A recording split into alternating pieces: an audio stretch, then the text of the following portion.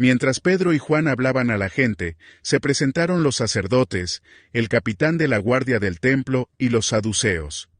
Estaban muy disgustados porque los apóstoles enseñaban a la gente y proclamaban la resurrección, que se había hecho evidente en el caso de Jesús.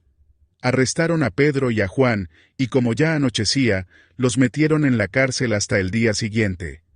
Pero muchos de los que oyeron el mensaje creyeron, y el número de estos, contando solo a los hombres, llegaba a unos 5,000.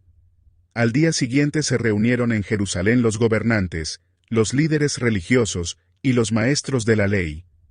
Allí estaban el sumo sacerdote Anás, Caifás, Juan, Alejandro, y los otros miembros de la familia del sumo sacerdote. Hicieron que Pedro y Juan comparecieran ante ellos y comenzaron a interrogarlos. ¿Con qué poder, o en nombre de quién hicieron ustedes esto?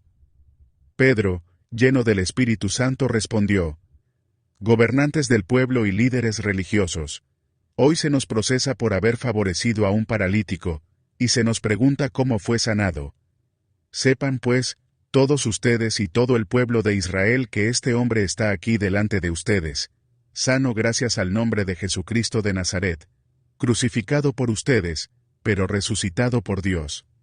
Jesucristo es la piedra que desecharon ustedes los constructores, y que ha llegado a ser la piedra angular. De hecho, en ningún otro hay salvación, porque no hay bajo el cielo otro nombre dado a los hombres mediante el cual podamos ser salvos. Los gobernantes, al ver la osadía con que hablaban Pedro y Juan, y al darse cuenta de que eran gente sin estudios ni preparación, quedaron asombrados y reconocieron que habían estado con Jesús. Además, como vieron que los acompañaba el hombre que había sido sanado, no tenían nada que alegar. Así que les mandaron que se retiraran del consejo, y se pusieron a deliberar entre sí. ¿Qué vamos a hacer con estos sujetos? Es un hecho que por medio de ellos ha ocurrido un milagro evidente. Todos los que viven en Jerusalén lo saben, y no podemos negarlo. Para evitar que este asunto siga divulgándose entre la gente, vamos a amenazarlos, y así no volverán a hablar de ese nombre a nadie.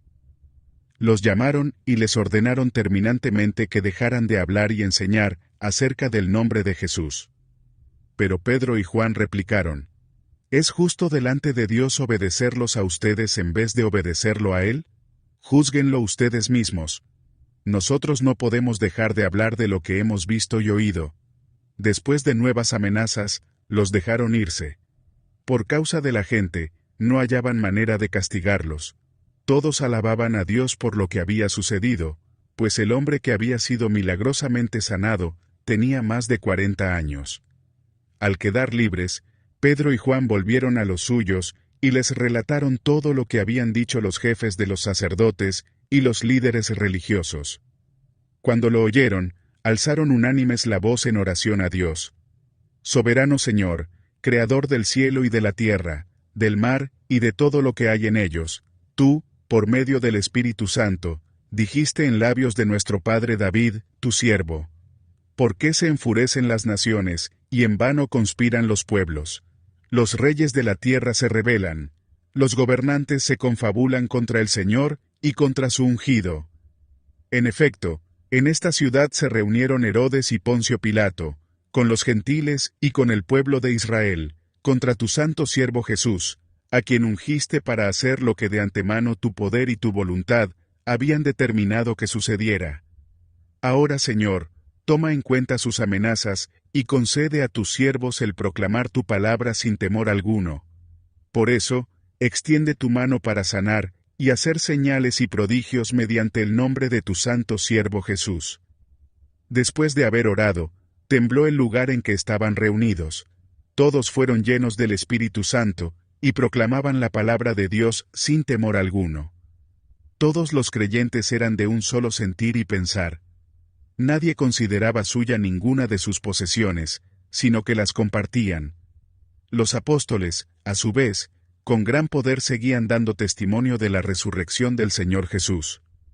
La gracia de Dios se derramaba abundantemente sobre todos ellos, pues no había ningún necesitado en la comunidad. Quienes poseían casas o terrenos los vendían, llevaban el dinero de las ventas, y lo entregaban a los apóstoles, para que se distribuyera según la necesidad de cada uno. José, un levita natural de Chipre, a quien los apóstoles llamaban Bernabé, que significa hijo de consolación, vendió un terreno que poseía, llevó el dinero, y lo puso a disposición de los apóstoles.